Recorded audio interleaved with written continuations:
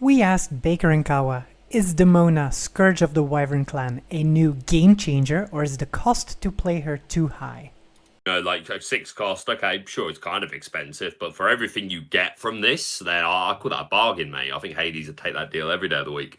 Fact is she's inkable as well is like the cherry on top. 5/6 is a super awkward stat line as well for some characters to get over. That 6 willpower can just be the tad too much.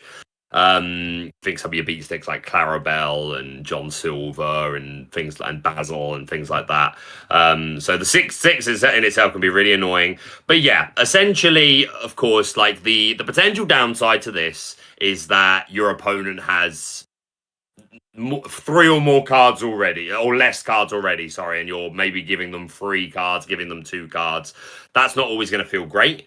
Even if this is the last card you play from your hand and you draw 3 with this, you've just paid 6 ink for it. So how much ink do you necessarily have left over to then play cards from your hand? Maybe some. Maybe you can ink one of the cards and then play a 1-drop or a 2-drop. Sometimes your hand is going to work out that way, and that's great. But I think still having the refresh for Purple Steel beyond probably any other deck is great. This is a deck that already was incentivized to empty its hand and play towards Dock, play towards things like Yzma. And this is definitely like one of the most expensive cards that deck will play. It generally wouldn't have gone above 5.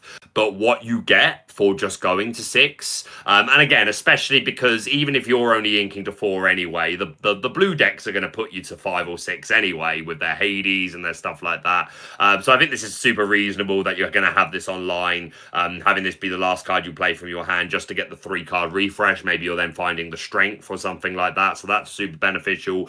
But just the hard, like that, if that was the only ability this card had, then it definitely wouldn't be as good, but it would still be like kind of solid. But the secondary ability to just exert everything, you're not targeting, so you're getting around any of the warded characters. And if you and your opponent, like in a mirror or something, just followed the same script of like curving out, and you on the play were able to do this first, you just win the game on the spot because you just get all the favorable challenges. Your 1-drop hook goes into there.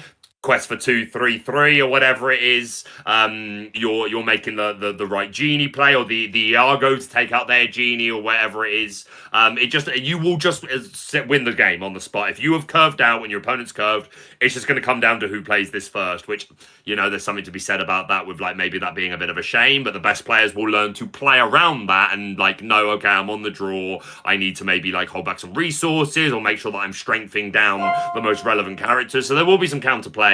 But this in itself can just win you the game on the spot. And Ruby Amethyst, I think, has gained a lot from it as well, to be honest, which I wasn't so sure about because that deck has actually gotten to a point, and we'll talk about it later when we get there, but it can start to build up card advantage with things like Hades. Some people are playing the guidebook. I'm playing library, so it can start to build up a bit of a hand where this Demona isn't always online. But even if you're not drawing cards from her, just the exert the board ability. We're already playing Elsas. There were points in time where I was playing Ursula Voice Stealer as 5th Elsa. I'll happily take this as my 5th, 6th, and 7th Elsa, which in some game states is also then going to actually draw me cards if I wasn't able to build card advantage, or if I'm against a green deck and I'm not incentivized to build card advantage because I want to play around Clarabelle, but then I've got this for the refresh.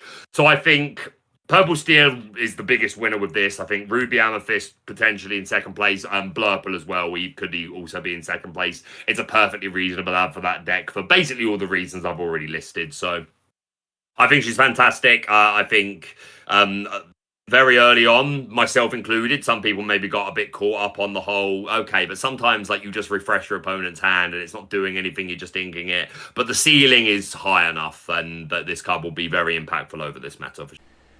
Will Demona mainly see play in Amethyst Steel, or will other Amethyst pairings also want 4 Demonas in the deck? Yeah, I think probably Purple Steel, as Baker said, is the best. You just curve out, build up your board, and if you're on the play, you will just win. I think it can definitely see a place within Blurple as well, but maybe not so many copies. Like, you don't need to run so many. But in general, the 6 cost slot has been a little bit lackluster for Blurple in the past. So I think Demona might slot in